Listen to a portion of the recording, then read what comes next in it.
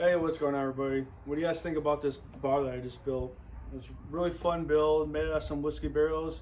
If you want to learn how to make it, follow along the video. I'm going to do a two-part series that shows how to make it from start to finish. And let me know what you guys think in the comments, and subscribe and share this video with your friends. So the first thing that we need to do for this whiskey barrel bar build that I'm working on is secure all the whiskey staves to the rings that encompass the barrel. If we don't do that, when we try to split the barrel in half from top to bottom to get our two halves, so when I turn it out, it looks like a front of a bar, they're gonna completely fall apart and it's gonna be useless for what my purpose is with this. So to help with that, I picked up some 1-inch self-tapping lathe screws. Pick them up at any big box store, but they are awesome. They work great, drilling straight through these rings. Come in closer and I'll show you how it works.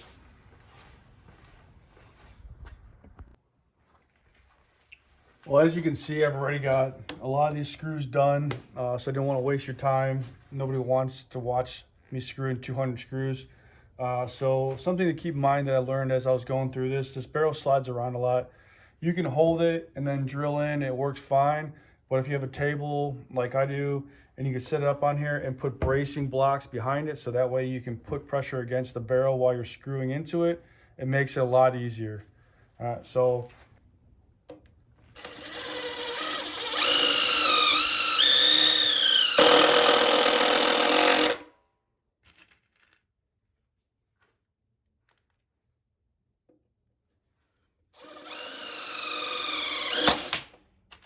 and that will happen all the time, and it will aggravate.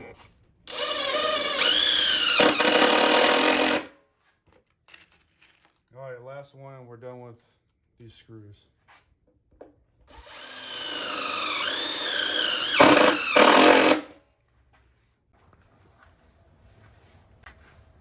Now that I've got all the screws driven in, the next thing is to find the center, so that way I can get ready to cut it in half of the barrel. And then also I'm going to take a metal wire brush, something simple like this that you can attach to your drill. That way I can go ahead and scuff up and clean up all the rust on all the rings, and then give it a little bit more of a mechanical adhesion property when I go ahead and spray these rings black. And then after that, I'm going to go ahead and sand down all the wood on here, so that way it gives a little more of a cleaner look, so it doesn't look so beat up from when it was in the process of making whiskey or bourbon. All right, the next thing I'm gonna go ahead and do is bust out the wire brush and get to cleaning.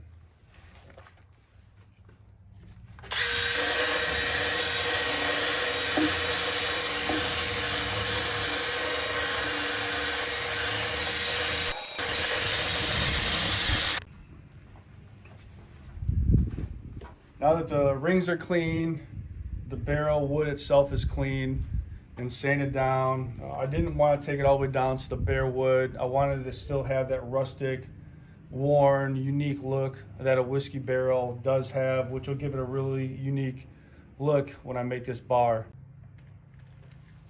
All right, so now I'm getting ready to split the barrel in half.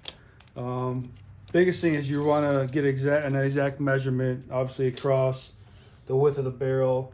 And for this barrel, and I'm pretty sure all of them are 22 1/4, so I marked my center at 11 1/8, and I already did it on the bottom, so that way I could run a string line up over the top, so that way I can get a connecting line, and I'll show you that here now.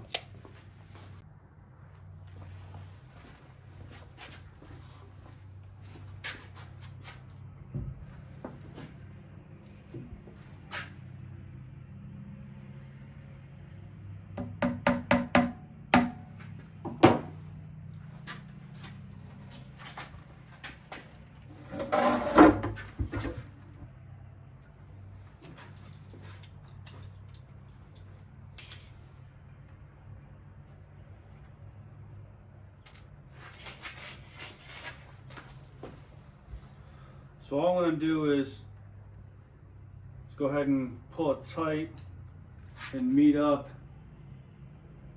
with the line at the bottom that I already made.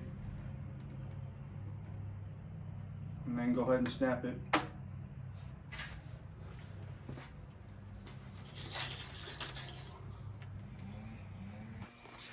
And here's a little close-up of that string line I was talking about. Comes up the bottom of the barrel, all the way up over the top, and then transitions to the back side.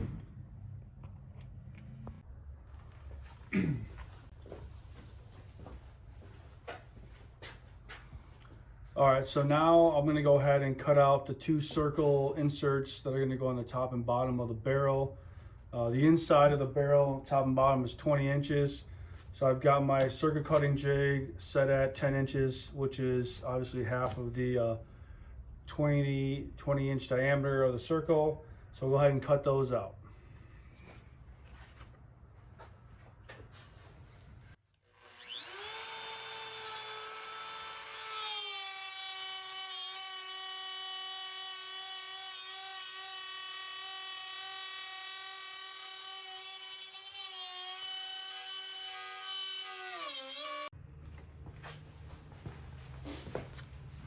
All right, I'm gonna go ahead and apologize up front for the camera angle here, but I wanted you guys to be able to see what I'm about to do. So I got my 2 half-inch plywood circles cut out, and like I said before, this kind of serves twofold for me.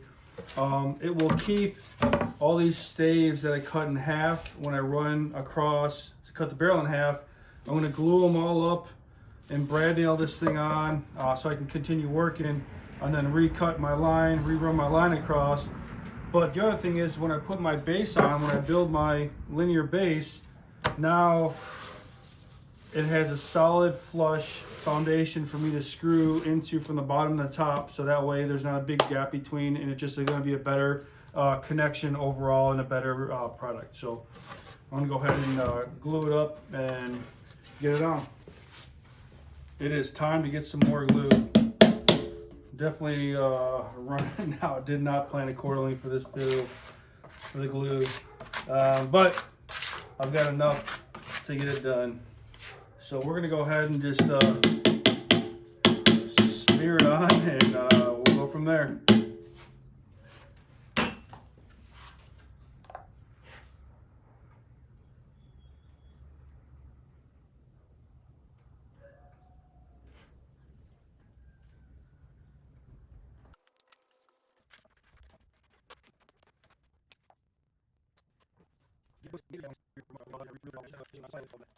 Alright, go ahead and get it on here, get it centered. Got my 2 lines there, so I definitely don't want to run any brad nails through that portion of it. And I'm only using 1.25" brad, so that way it's enough to get through the 1/2 inch, but it won't push all the way through the 1 inch stays.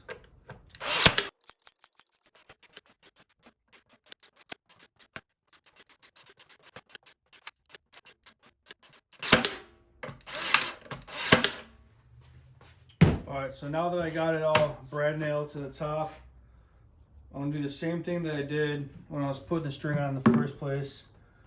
Go ahead and put a small nail in, grab my chalk line,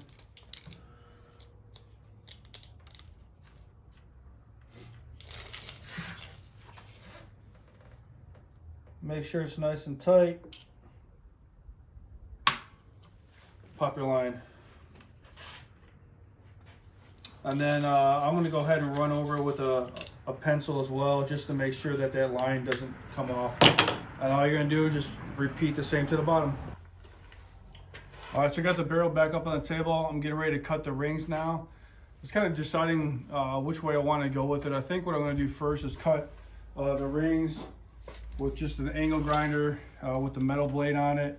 And that'll give me a wide enough space through the metal rings, and then making sure I had to in a couple spots remove some of the screws, because my line goes basically directly through there. But once I get both sides of the rings cut, then what I'm going to do is cut the top with a skill saw. Then the remainder of the cuts on either side, I'm going to use the Sawzall and cut it all the way down. So that way, didn't want to end up hitting the metal with a skill saw. I don't have a metal blade, and I figured that would be an issue. So we're gonna go ahead and avoid that. So it should be able to rip through it.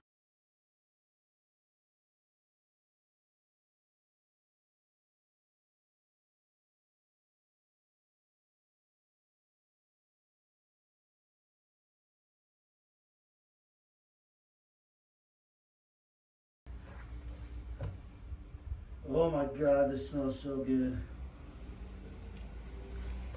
Oh, forgot I was still filming. Hey, if you're gonna mess around with whiskey barrels and you like whiskey and bourbon, you gotta get the full experience. The smell is half the fun. All right, so I got the other side cut. I'm gonna go ahead and cut this side in half, and then we're halfway there. I don't know, not even close. But anyways.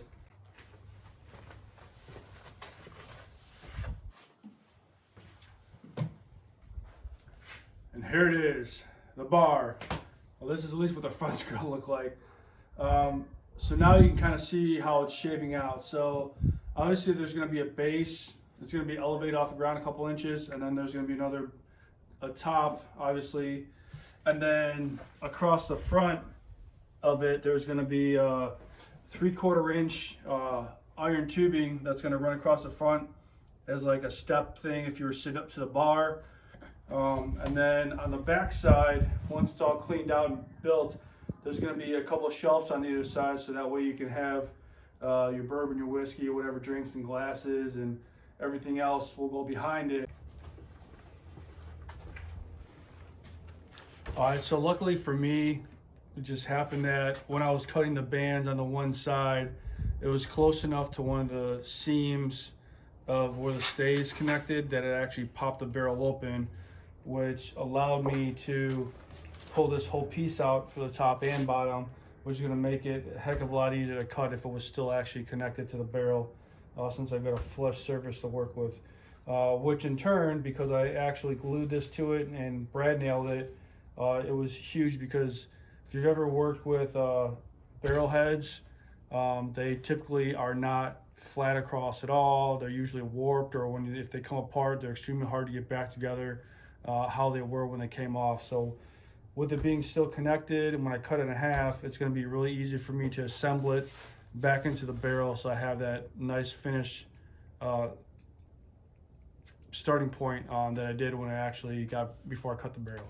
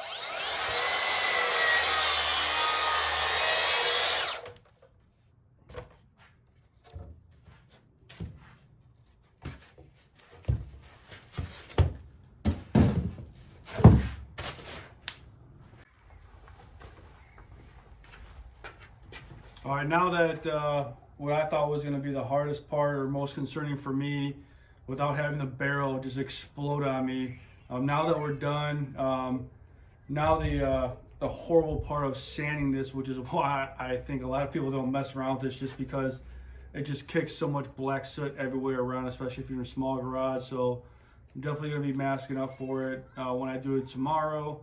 and using in dust collection as well from my shop vac. So after I get that done, the fun part of fine tuning everything begins. Putting the top and the bottom together, getting the face frame done, and the shelving, which all will be made out of red oak, kind of to complement the white oak, with it being is stained and everything on the outside, so it'll kind of still have that clean rustic look too.